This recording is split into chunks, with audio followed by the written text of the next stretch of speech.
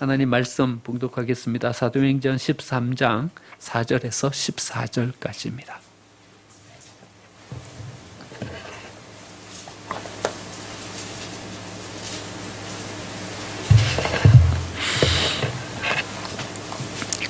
사도행전 13장 4절에서 14절까지입니다.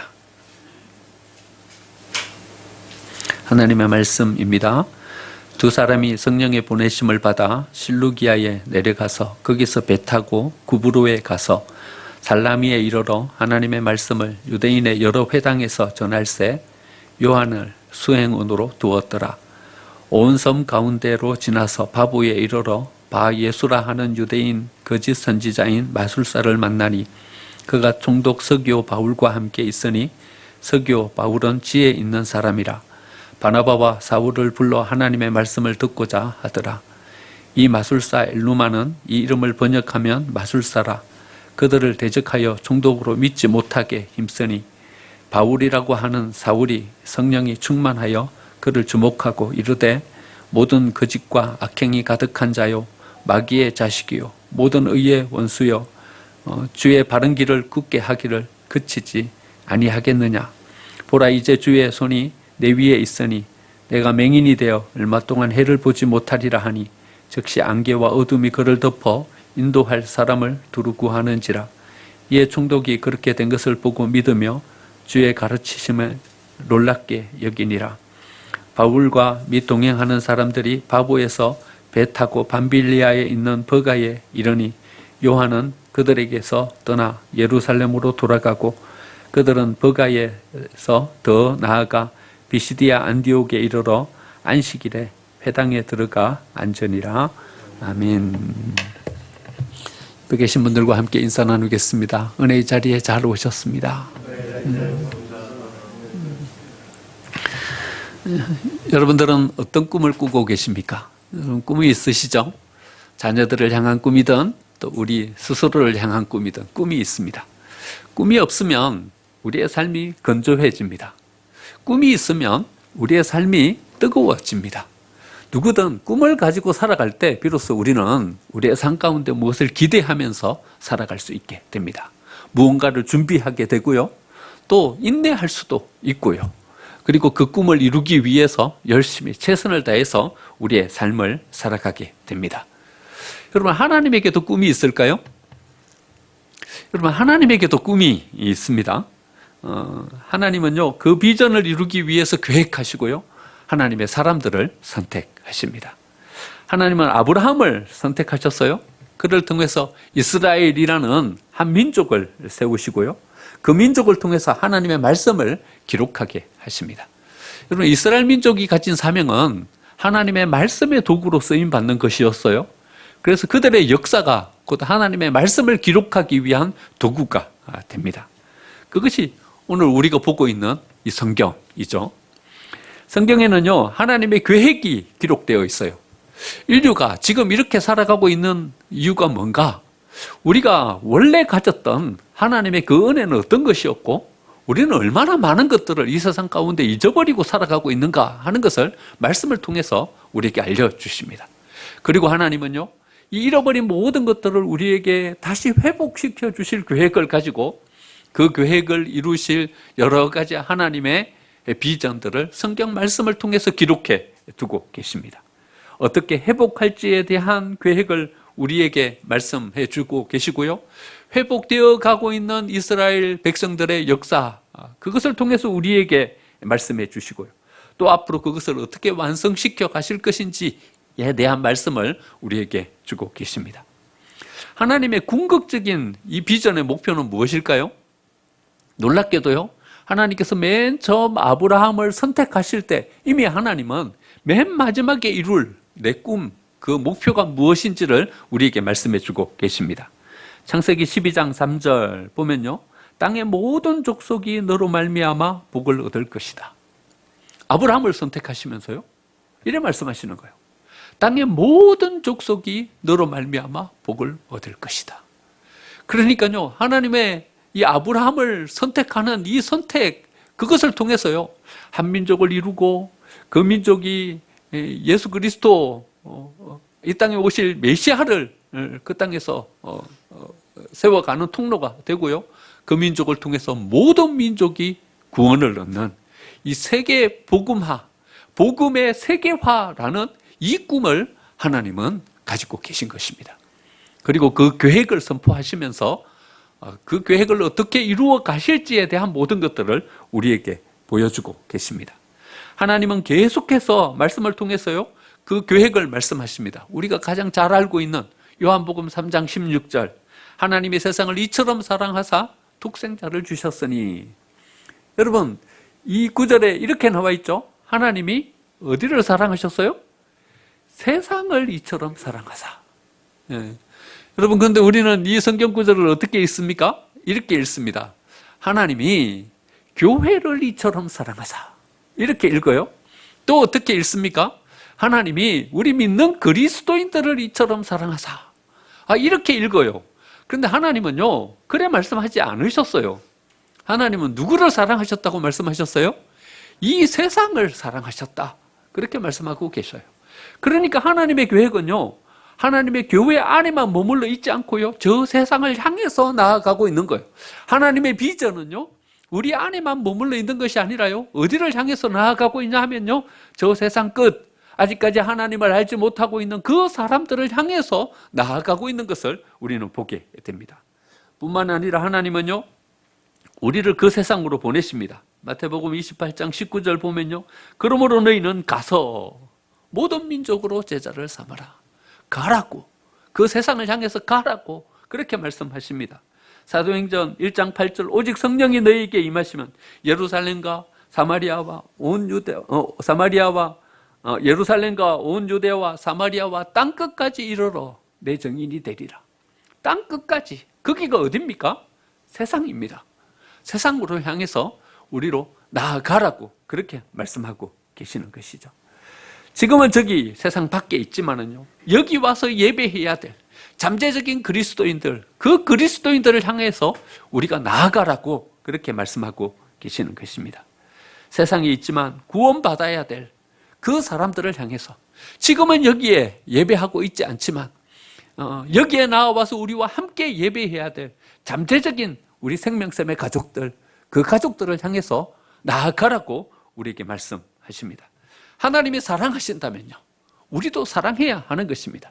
하나님께서 우리를 향해서 나아가라고, 그 사람들을 향해서 가라고 말씀하시면요, 이제 우리는 그 사람들을 향해서 나아가야 하는 것입니다.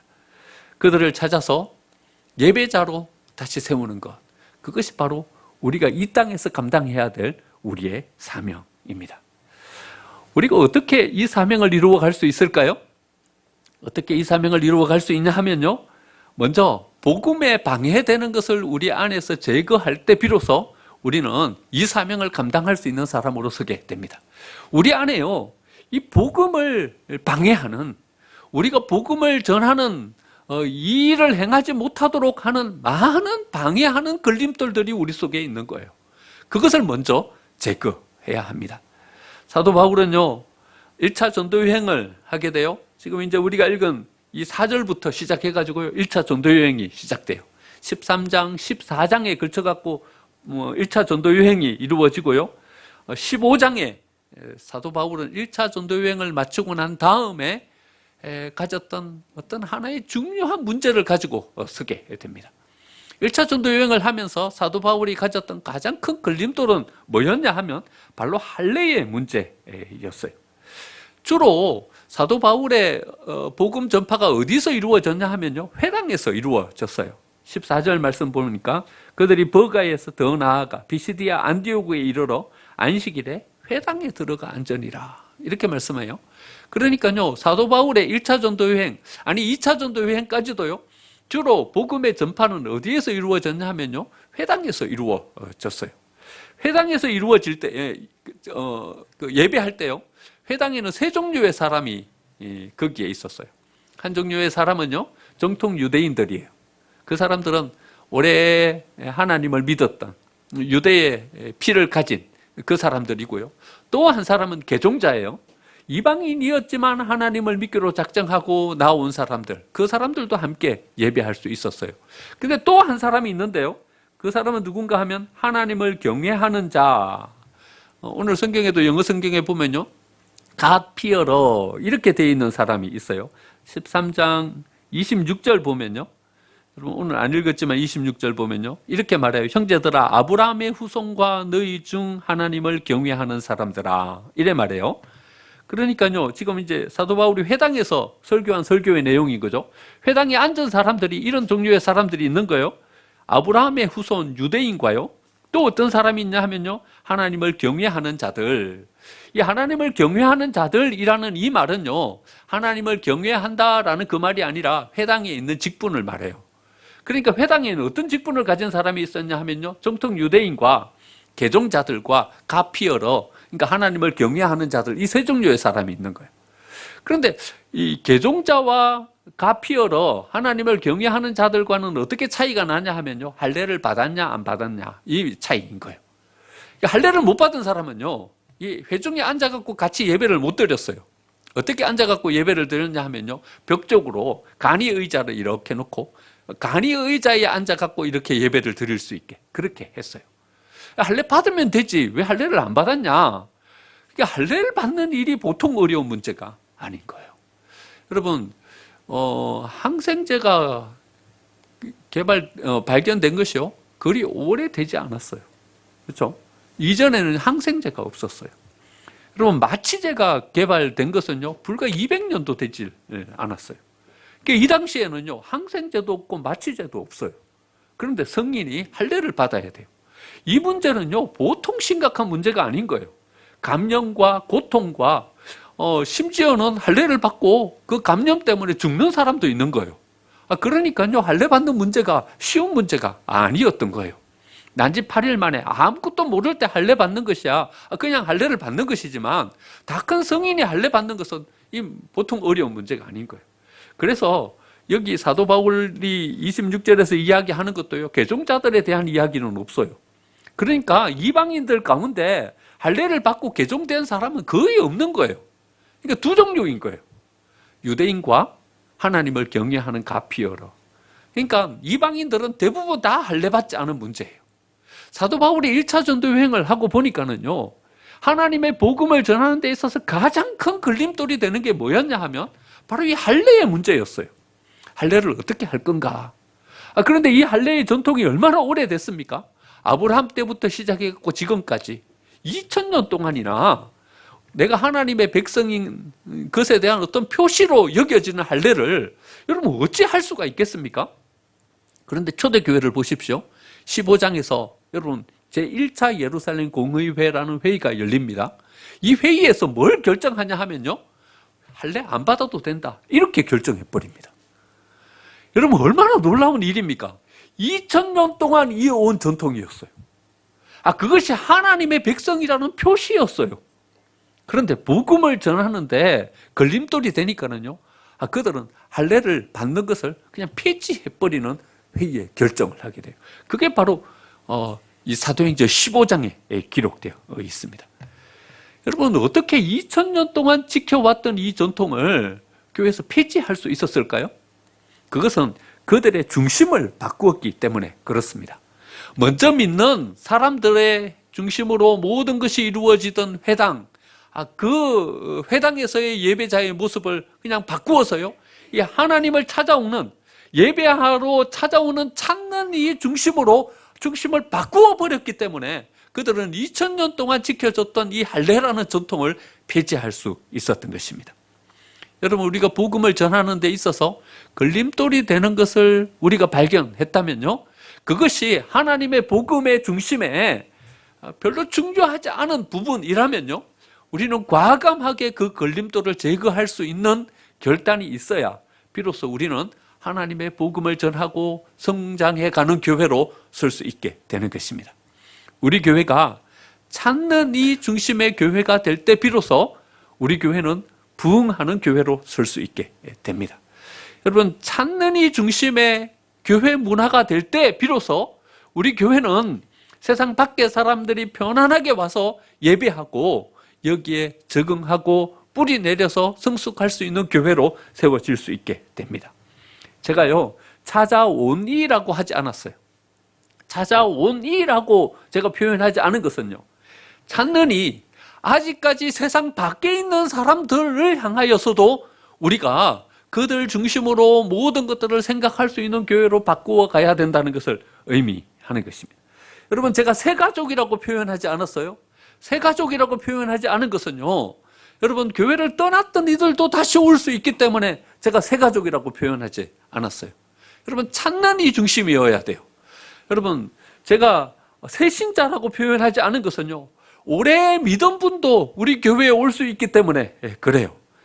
여러분, 찾는 이, 우리 교회를 찾아오는 이 그분들이 중심이 되는 교회로 우리 교회를 만들어 갈 때, 우리 교회의 문화가 우리 교회를 찾아오는 이, 찾는 이 중심의 교회가 될 때 비로소 우리는 그들을 우리의 가슴 속에 품고 여기에 그들이 편안한 마음으로 앉아서 예배하고 적응하고 뿌리 내릴 수 있는 교회로 세워갈 수 있게 되는 것입니다.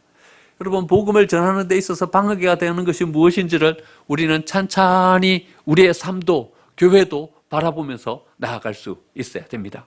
누군가 우리 교회를 찾아왔다면요, 반갑게 가서 인사하고 환대할 수 있어야 합니다. 여러분, 누가 왔는데요, 아무도 가서 인사하는 사람이 없어요. 본체한테 멀뚱멀뚱 보고 있어요. 여러분, 이런 교회가 되어서는요, 찾아오는 이들이 마음 편하게 와서 예배할 수가 없어요. 누구든, 내가 아는 사람이든 모르는 사람이든 누가 찾아왔다면요, 우리는 반갑게 나아가서 그분께 인사할 수 있어야 합니다. 여러분, 우리가 교회 오다 보면요, 항상 똑같은 마음으로 오는 것은 아니죠. 집에서 어떤 일을 경험할 수도 있고요. 그 한 주간의 삶 가운데 여러 가지 어려운 문제를 겪고 찾아올 수도 있어요. 하지만요, 여러분, 우리 교회의 문화를 찾는 이 중심의 교회의 문화로 바꾼다는 것은요, 여러분, 현관 앞에 들어오시면서요, 여러분 잠깐 멈추어 서세요. 잠깐 멈추어 서서요, 여러분들 속에 있던 이런 것들 다 떼어놓고 오셔야 돼요. 내 마음을 불편하게 만들었던 거, 거기 버리고 오세요.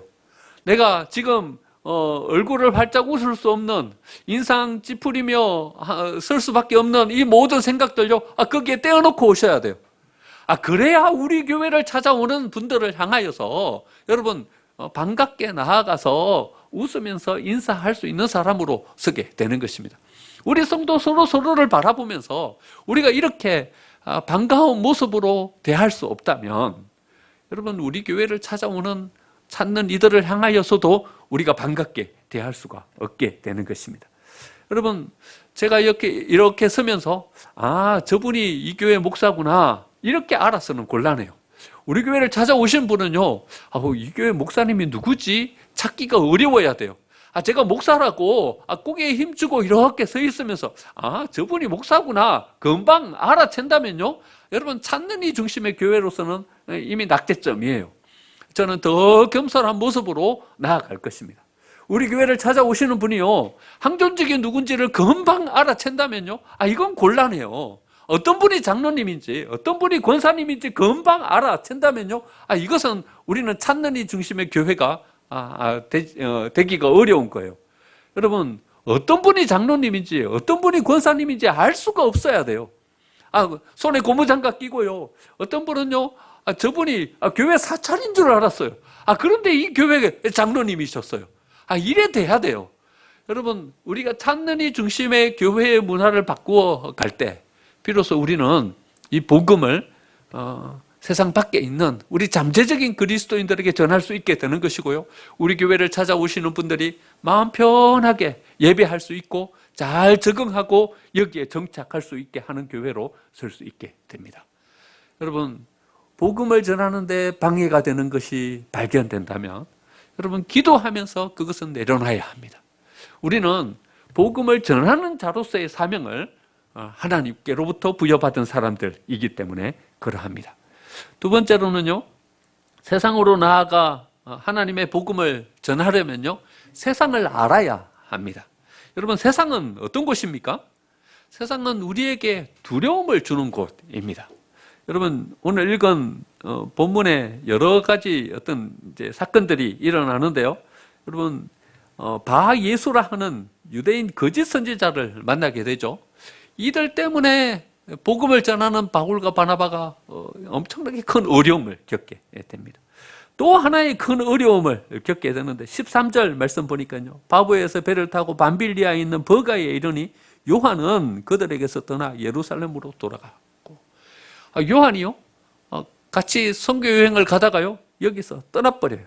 요한은 누구를 말하냐 하면요 마가 요한을 말하는 거예요. 집이 예루살렘이에요. 그러니까요 잘 사는 사람이죠. 마가 요한, 이 사람이 어떤 사람인가 하면요 맨 처음에 성령이 임했던 마가의 다락방, 그 집의 주인이에요.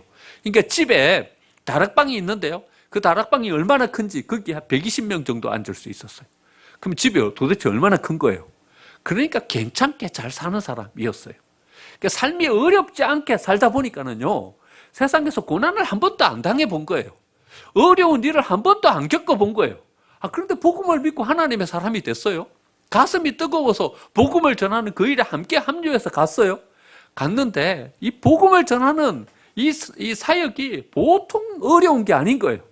여기에 나오는 그 마술사, 석교 바울, 이 사람들 사이에서 겪는 어려움 때문에 그냥 마가 요한은요 선교를 끝까지 완수하지도 못하고 그냥 도망쳐서 와버리고 마는 것입니다. 여러분, 이 세상이 주는 고난, 이 고난이 두려워서는요 우리는 복음을 전하는 자로 설 수 없습니다. 고난이 주는 두려움, 여러분 여기에 초점을 맞추면요 우리는 점점 그 속으로 매몰되어 버리고 맙니다. 고난에 초점 맞추는 삶이 아니라요 어디에 초점 맞추는 삶이어야 되냐 하면요 복음에 초점 맞추는 삶을 살아갈 때 비로소 우리는 이 복음을 전하는 자로 설 수 있게 됩니다. 그럼 사도 바울이 1차, 2차, 3차 전도 여행을 하면서 그가 얼마나 큰 어려움을 많이 겪습니까? 고린도후서 11장에 보면요 사도 바울이 겪은 고난에 대한 이야기가 나와요. 11장 23절 보니까 내가 수고를 넘치도록 하고 옥에 갇히기도 많이 하고 매도 수없이 맞고 여러 번 죽을 뻔하였으되. 여러분 우리도 고난 당하지만 우리는 구속되어 갖고 투옥되지는 않잖아요. 우리도 고난 당하지만 생명의 위협을 받는 이런 고난은 당하지 않잖아요. 계속해서 바울은 24절에서 이렇게 말합니다. 유대인에게서 40에서 하나 감한 매를 5번 맞았으며 3번 태장으로 맞고 1번 돌로 맞고 3번 파선하고 일주야를 깊은 바다에서 지냈으며 여러 번 여행하면서 강의 위험과 강도의 위험과 동족의 위험과 이방인의 위험과 시내의 위험과 광야의 위험과 바다의 위험과 거짓 형제 중의 위험을 당하고 또 수고하고 애쓰며 여러 번 자지 못하고 줄이며 목마르고 여러 번 굶고 춥고 헐벗었노라 이렇게 말해요. 여러분 사도 바울이 전도여행을 다 하면서 당한 고난이 얼마나 극심했는가 하는 것을 요 3-4구절에서 우리는 짐작해 볼 수 있습니다. 상상치도 못할 고난들이 사도 바울에게 닥친 것입니다. 그런데요 사도 바울의 서신들을 보면요 여러 편 서신서들을 써서 교회들로 보냈잖아요. 그런데 사도 바울의 서신서에요 고난이 언급된 것은 여기 한 군데뿐이에요. 사도 바울은요 고난에 대해서 언급하지도 않아요. 자기가 어떤 고난을 당했는지, 자기가 어떤 수고로움 가운데서 이 사역을 하고 있는지에는 언급을 하질 않아요. 단 한 번 고린도후서 11장 여기 서너 구절에서 한 번 자기의 고난에 대해서 언급했을 뿐이에요. 여러분 이건 뭘 의미해요? 사도 바울이 전도여행을 하면서 수없이 많은 고난과 수없이 많은 어려움을 겪었지만 사도 바울은 고난에 초점 맞추지 않았다는 거예요. 거기에 매이지도 않았다는 거예요. 거기에 붙잡히지도 않았다는 거예요. 사도 바울의 온전한 초점은 어디에 초점 맞추어져 있었냐 하면요 오로지 복음에 초점 맞추어진 그런 선교 사역을 이루고 있었습니다. 이게 가능한 일일까요? 여전히 지금도 이렇게 하나님의 복음을 위해서 애쓰고 있는 많은 사람들이 있습니다. 하나님의 복음은요 고난을 두려워하지 아니하고 복음에 초점 맞춘 이 사람들을 통해서 하나님의 복음은 전해집니다. 동기 목사 가운데요 인도네시아 발리에서 선교하고 있는 선교사가 있어요. 코로나 때문에 상황이 많이 어렵게 됐어요. 수많은 선교사들이 그래도 상황이 좀 낫고 또 의료 시스템이나 방역이 잘 가동되고 있는 본국으로 다 돌아갔어요. 근데 이 친구는 안 돌아오는 거예요. 집안도 넉넉해요. 아주 부자예요. 광주에서 뭐 아버지가 큰 사업을 하고 계신 분이에요. 들어와도 자기가 거처할 곳이 없거나 뭐 그렇지 않아요. 넉넉하게 살 수 있는 환경이 좋은 그런 친구예요. 그런데 안 돌아오는 거예요. 안 돌아오는 거예요. 내가 선교지를 버리고 코로나가 왔다고 여기를 떠나? 나는 그래는 안 한다. 그러면서 거기서 여전히 선교 사역을 감당하면서 거기서 버티고 있는 거예요. 그러면서 얼마 전에 한 달 정도 전에 SNS 카톡에 단톡방에 이런 기도 제목이 올라왔어요. 바로 옆에 있는 교회, 현직 교회인데요. 그 교회 목사님이 코로나 때문에 죽은 거예요. 그러니까 자기도 좀 약간 겁이 나는 거예요. 그래서 이렇게 기도 제목을 올렸어요. 바울이 강의 위험과 강도의 위험과 동족의 위험과 이방인의 위험과 광야의 위험과 등등 여러 위험 때문에 복음 전하는 것을 그만두지 않았듯이 나도 위험하기 때문에 복음을 전하는 선교 사역을 중단하지 않게 해달라고 그렇게 기도 요청을 해왔어요. 여러분, 저희들이 간절한 마음으로 함께 기도했어요. 격려했어요. 여러분, 위험이 닥치고 어려움이 닥쳤다고 복음을 전하는 것을 그만둬요? 여러분, 우리의 신앙이 어디에 초점 맞추어지면요, 위험과 고난과 어려움에 초점 맞추어지면요, 우리는 복음을 전하는 자로 설 수 없어요. 우리의 신앙은 거기에서 지켜지는 게 아니에요. 고난을 이기고서는, 고난을 넘어서는 복음과 신앙에 초점을 맞춘 그런 믿음을 가질 때 비로소 우리는 우리를 지켜갈 수 있게 됩니다. 동생도요, 인도네시아 족자카르타에서 지금 선교하고 있어요. 코로나가 창궐하고 있고요. 여기에도 하루에 수십 명씩 사람들이 죽어 나가고 있어요. 설상가상으로요, 수키로 떨어진 산에 화산이 폭발해 버렸어요. 코로나로 엉망이 된 그 마을에 이 화산재까지 덮어버려가지고요, 거기에 있는 사람들의 삶이 엉망이 돼버린 거예요. 수많은 사람들이 끼니를 제대로 잊지를 못하고 있어요. 그래서 매일 도시락을 만들어가지고 사람들에게 정심 도시락 나눠주러 나가는 거예요. 뭐 보니까 하얗게 뭐 방바닥에 덮여 있어요. 사진을 찍어놨는데 이게 도대체 뭔가 싶어서 확대해갖고 봤더니 도시락이에요. 도시락을 그렇게 준비해갖고 나가는데 순식간에 없어지는 거예요. 나가면요, 사람들이 벌떼처럼 몰려드는 거예요. 그런데 몇몇 사진을 보내줬는데 와서 보니까는 3분의 1은 마스크도 안 끼고 있어요. 그냥 그렇게 지내는 거예요. 방역 시스템도 마스크 구하는 것도 어려워요.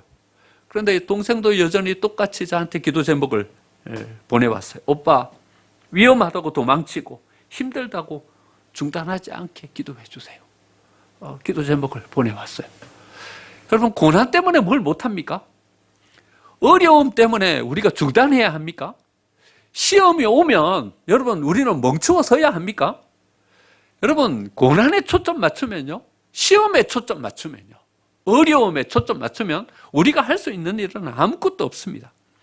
사도 바울은 고린도전서 3장에서요, 시험 앞에 불타 없어질 믿음이 있고 불같은 시험에도 견디는 믿음이 있다, 이렇게 말씀하고 있습니다.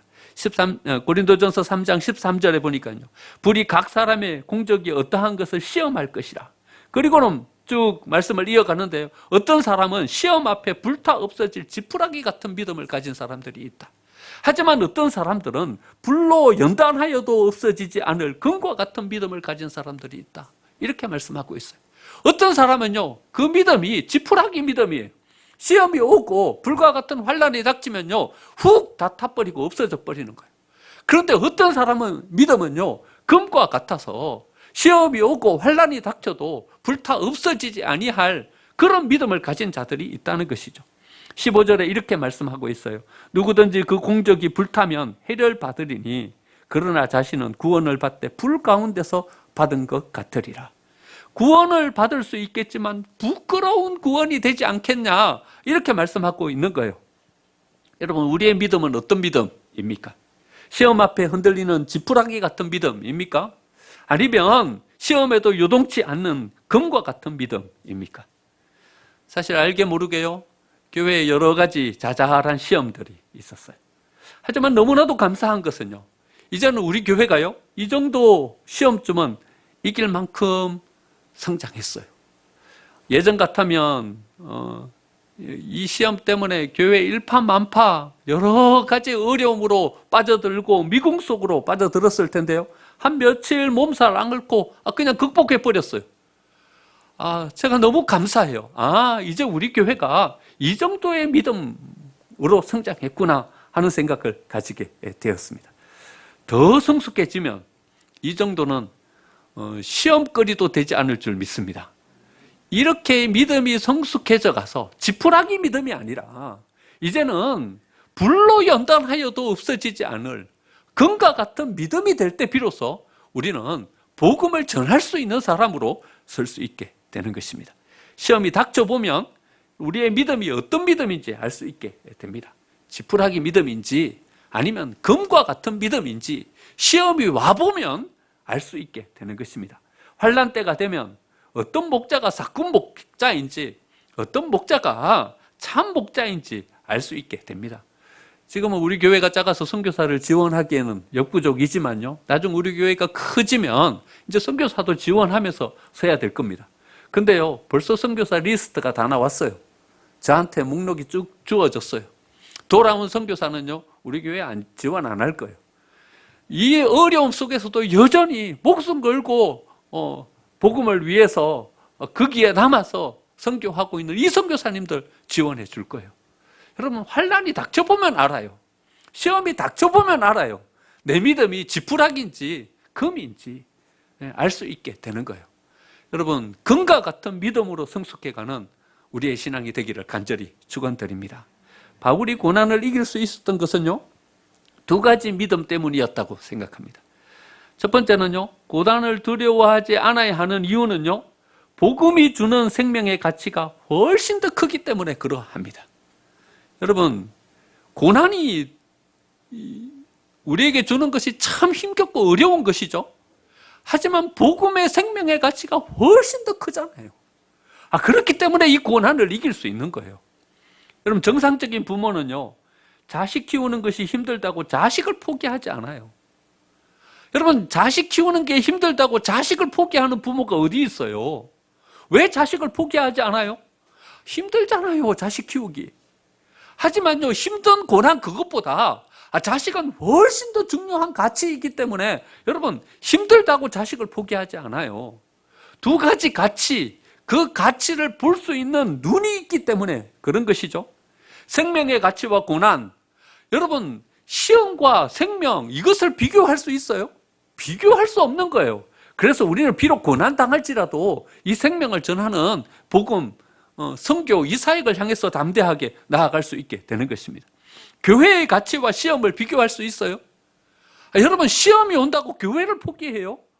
여러분, 이 두 가치를 똑같은 선상에 놓고 비교나 할 수 있는 거예요? 그래서 우리는 시험이 와도 교회를 포기하지 않는 것입니다. 왜냐하면 그것이 훨씬 더 중요한 가치이기 때문에 그런 것입니다. 여러분, 힘들다고 예배를 포기합니까? 여러분, 힘든 것과 예배 두 가치를 비교해 보십시오. 그 두 가치를 볼 수 있는 눈이 있으면요, 여러분, 힘들다고 예배를 포기하지 않아요. 왜냐하면 이 두 가치는요, 비교할 수 없는 가치이기 때문에 그러합니다. 여러분, 믿음이라는 것이 무엇입니까? 저는 믿음이라는 것은 얼마나 가치 있는지를 아는 지식이 믿음이라고 생각합니다. 예배가, 복음을 전하는 이 선교가, 생명이 훨씬 더 중요하다는 것을 아는 안목, 이것이 믿음인 것입니다. 두 번째, 사도 바울은요, 하나님의 능력이 세상보다 크다는 것을 아는 믿음 때문에 이 환난을 이겨갈 수 있었습니다. 세상은 원래 고난 주는 곳입니다. 여러분, 마귀가 자기에게 속한 생명을 빼앗기는데 가만히 있겠습니까? 시험을 걸어옵니다. 우리에게 두려움을 줄 것입니다. 우리가 과연 이 복음을 들고 세상에 나가서 복음을 전할 수 있을까? 괜히 우리의 마음 가운데 두려움이 찾아오는 거예요. 누가 주는 거예요? 사단이 주는 거예요. 마귀가 주는 거예요. 그리고 세상은 원래 복음과 반대되는 속성을 가지고 있는 대상이잖아요. 하지만 여러분, 세상보다 하나님이 더 크십니다. 믿으십니까? 여러분, 세상은 하나님은 세상보다 더 큰 권능을 가지고 계셔요. 고난이 가진 힘보다 하나님의 권능이 더 큽니다. 여러분 믿으십니까? 그렇기 때문에 우리는 두려워하지 않을 수 있는 것입니다. 하나님께 초점 맞춘 신앙이 되면요, 베드로가 물 위를 걷듯이요, 우리는 세상의 파도 위에 서게 됩니다. 파도 치는 바다는요, 헤엄치면 안 되는 곳이에요. 헤엄치면요, 거기 빠져들어가서 빠져 죽습니다. 파도 치는 바다는요, 그 파도 위에 올라타서 파도를 타야 되는 거예요. 여러분, 믿음이, 하나님의 권능을 믿는 우리의 믿음이 그 파도 위에 올라가서 그 파도를 타는 신앙으로 만들어 주는 것입니다. 여러분, 헤엄치려고 하지 마세요. 거기 위로 올라서세요. 그래야 비로소 우리는 그 파도 위에서 파도를 타면서 하나님의 복음의 역사를 이룰 수 있는 사람으로 서게 되는 것입니다. 그래서 믿음은요, 세상보다 더 큰 하나님의 권능을 믿는 지식, 이 지식이 바로 믿음인 것입니다. 말씀을 마무리하겠습니다. 고난이 와도 우리는 가야 합니다. 왜 가야 하냐 하면요, 복음이 전해져야 생명이 살 수 있기 때문에 그러합니다. 잠재적인 그리스도인들을 향해서요, 세상에 있지만 여기 와서 예배해야 될 잠재적인 우리 생명샘의 가족들을 향해서요, 우리는 나아가야 합니다. 3월 6일부터 우리는 복음, 이 생명의 마스크 들고 복음 전하러 나아갈 겁니다. 이 복음의 대열에 한 푼도 빠짐없이 다 함께 동참하시기 바랍니다. 가면 하나님은 실패자의 이름이 아니라 승리자의 이름을 우리에게 주십니다. 9절, 바울이라고 하는 사울이 이제는요, 사울이 바울이 돼요. 실패자 사울이 승리자 바울이 돼요.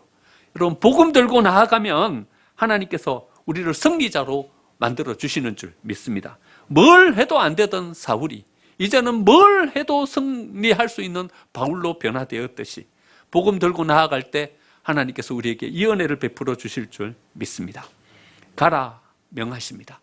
이 명령에 순종하면서 나아가서 하나님의 은혜의 복음을 세상에 전할 수 있는 저와 여러분의 삶이 되시기를 간절히 축원드립니다.